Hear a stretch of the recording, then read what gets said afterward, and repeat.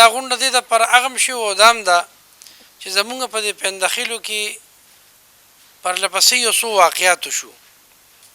زمونږ هغه د بوساخیلو په ارټ کې هلکان راولګېدلو، نور هلکان یې وویشتلو، هغې کې څه مړه شو، څه زخمیان شو. دغه شانتې بیا دلته د شبیخیلو زمونږ دغه چې کوم ځای کې زرګرانو دلته په یو بل باندې د مرزاګانو بوساخینو هلکان راللو، په لاره کې ډزې وکړې. دغلته زمونږ محمد حسین یو ملګري د هغه ورکوټې موټر ولاړي، هغه موټر پکې ولګېد، اوسه پورې پنچر لا ولاړ دی. یعنې په لاره کې واړه پکې روان دي، زنانه روان دي او ډزې کېږي.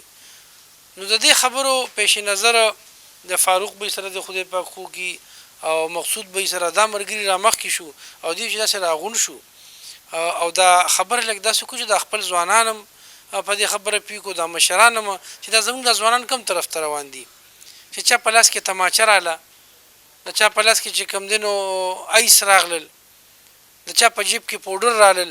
نو دا خو زموږ د بچي تباه کېږي. دا حلیم الله به چې کوم خبر وکړه د بیټکونو روانې روانې ناستې داسې شکایتونه هم پکې رالل چې هلکان کیني او د هغې هغه ناستې څخه ناستې نه دي، د روانۍ غوندې ناستې دي. دا په لارو کوڅو کې چې هلکان ولاړ دي او زنانه یا د سکول ماشومان یې جینکې دي، هم زموږ بچی دي، زموږ خویندې دي، زموږ د کورونو عزت دی. نو دا څنګه چې دا مولوي صاحب ګوره یو حدیث کې راځي، پیغمبر علیه السلام وایي چې خپل مور پلار مه کنځئ. وایي صحابو ته تپوس وکړه یا د الله رسوله لا خپل مور پلار به څوک کنځي؟ و چې ته د بل هغه کنځې نه به ته د بل چا بېعزتي کې د مور خور ستا به هم د هغې کېږي.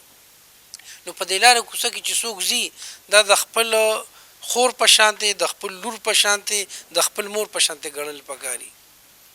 او که موږ ټولو دا کار وکړو زموږ دا معاشره به ډېره ښکلې پرامن معاشره شي. د دې خبرو دپاره دا امن جرګه یا فاروق به ویله وایي که د امن په ځای ویله موږ اصلاحي جرګه نوم ورکړو نو لږه به ډېره ښي چې د اصلاح دپاره یو جرګه ده. او زه وایم چې په دې کې موږ زمونږ د دې محلې دا چې کومه پورې دا ملګرو دا ذکر وکړو دا 4-5 لارې دي زمونږ.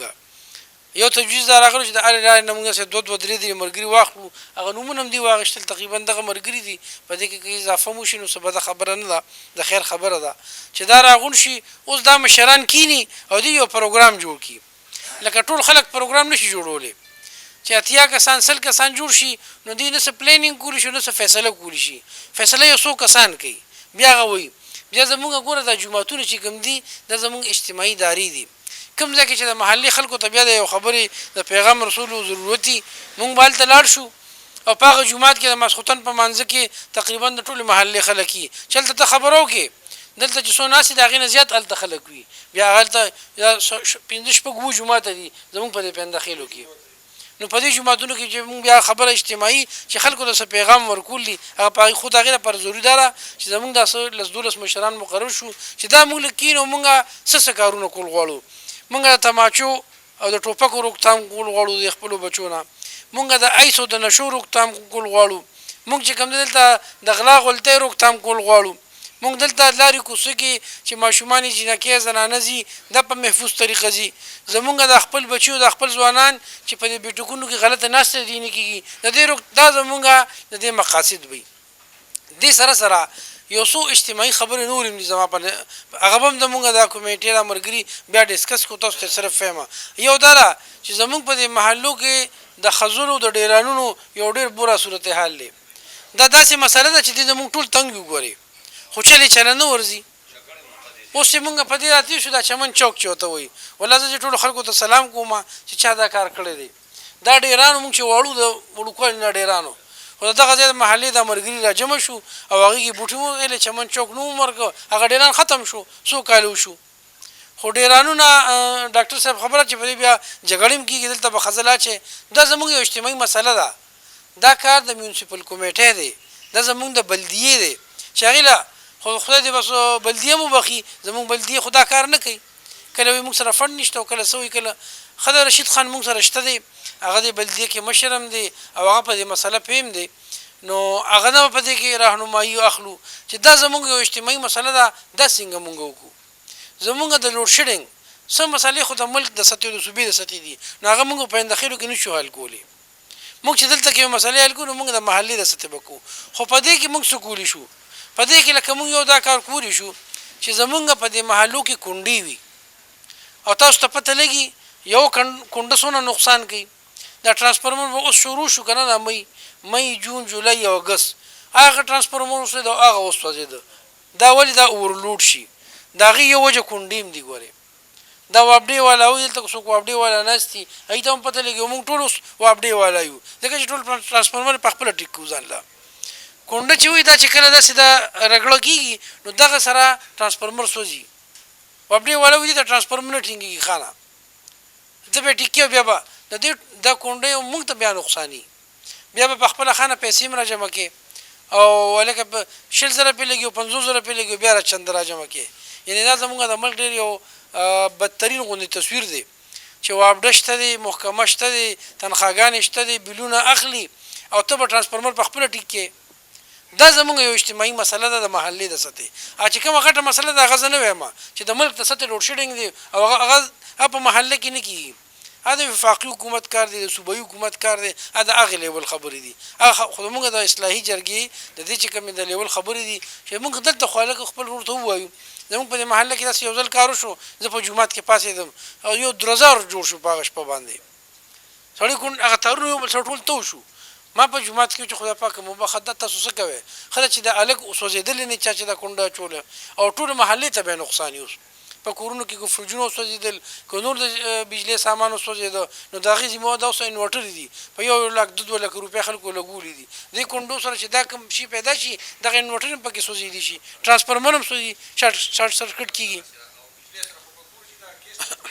خو دغه خبره هم کومه چې دغه شانتې د ګیس خبره ده، زمونږ د ګیس مسله، د بجلۍ مسله، د ترانسفارمر خبره او په دې کې زمونږ د محلې د لیول د صفایانو خبرې دا به مونږ په دې کمیټه کې دا هم ډسکس کوو چې کوم خوا د امن و امان دا خبره د تماچو د ټوپکو دغه وشوې ورسره به دم زمونږ د دې محلې د لیول چې کوم کارونه وي په دې کې بیا مونږ د وابډې د اکسیجن نه جیونو څخه کار اخلو، البته بیا انشاءالله مونږ اخلو که خیري د کمیټې د مشران به ته اخلي، یا دلته د میونسپل کمیټې د افسر نه څه کار اخلو البته مونږ اخلو، هغه دې ته ناست دی دغه نه به دا نو دا ما چې دا یو څو خبرې دي چې دا پر دا کمیټي ده او په دې باندې به انشاءالله کار کوو او دا داسې په یو ورځ کې نه کېږي.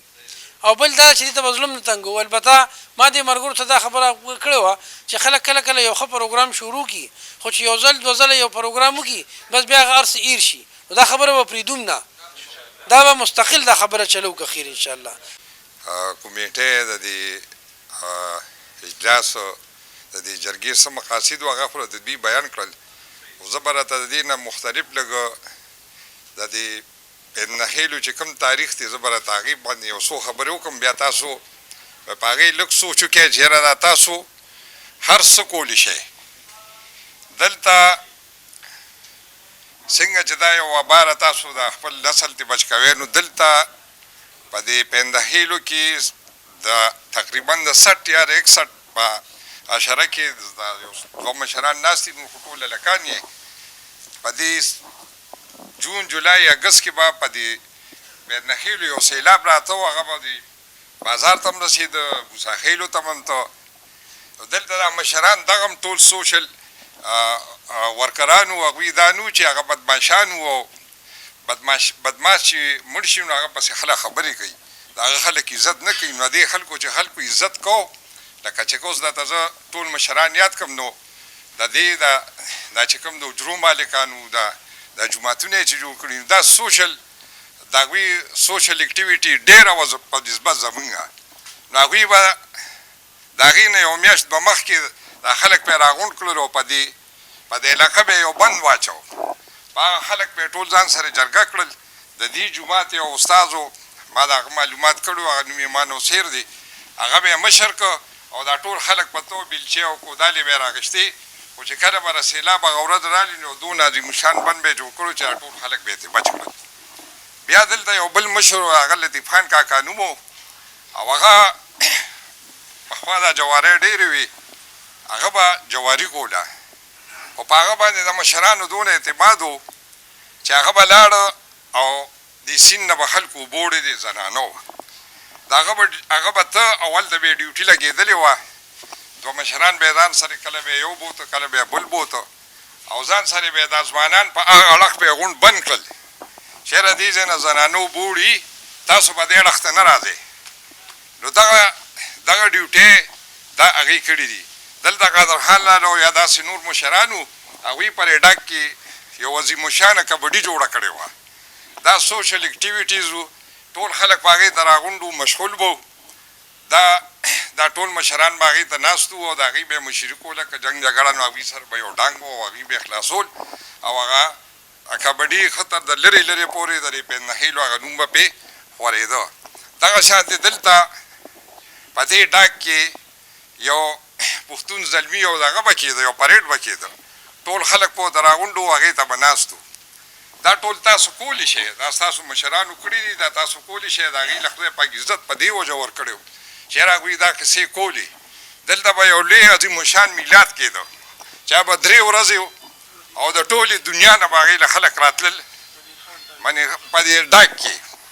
په هغې کې د ثوابې نه او دا ټولې حجرې چې کوم دي نو دا به له مېلمنو ډکې وې. د شاهجان کاکا د حجره، نواسي کاکا حجره، داسې قادرخان لاري بټۍ، میرعالم خان دیباغ، دا ټول یا د خلکو کرې خپل خپلوان به راتلل. نو دغه 3 ورځې دا اکټیویټیز به د لرې لرې پورې به د دې پندخیلو نوم ته. نو د دې مشرانو دغه نه مونږ نیو خبر. بیا دلته ما سره د 1952 یا پوسټر د هغې پروت و. نو هغې لا عطاالله شاه بخاري صاحب هم راغلی و. نو هغه بیا دا فیصله وکړه دلته او مولانا قاسم اخي دغه چې و د عبدالغفور اخي صاحب هغه د دې دغه مشري کوله د دې میلاد. او دلته یو کمیټي وه د هغې دلته مولیا دغه الویانو تور الویان به یې ورته وي، هغې مشرانو او یو کمیټي وه. د هغې هغه تاریخونه هر څه ما د دې مشرانو نه اخیستي دي. بیا په هغې کې دا فیصله وشوه چې یاره دا خو تاسو په دې ډېر لوی خرچ کوئ، 3 ورځې 4 ورځې. په هغې کې دا فیصله وشوه چې یاره تاسو د دې په ځای باندې یو دارالعلوم جوړ کړئ. نو د دې اسلامي دارالعلوم چې کوم دی نو دا ستاسو په دې پندخیلو کې د دې فیصله شوې ده او په دې دوای خیر شوې او عطاالله شاه بخاري صاحب د دې فیصله کړې وه چې دا میلاد ختم کړي او یو مدرسه جوړه کړي. نو دې پندخیلو کې دا فیصله شوې وه. دغه شانتې ستاسو په دې پندخیلو کې دې مشرانو قربانۍ ورکړي دي او ولې یا 8 جوماتونه دي پکې. دا هغه وخت سره دا قیمتي ځای نو پېښې دا هم شوي دي. دا 8 جوماتونه دي یا 9 جوماتونه دي. دا په یو کندي کې هم نشته دا نه جوماتونه. دا دي دا نه حجرې په یو کندي کې هم نشته. لکه دلته شاهجان کاکا حجره ده، هلته میرعالم خان دی حجره ده، هلته نواسي کاکا حجره ده.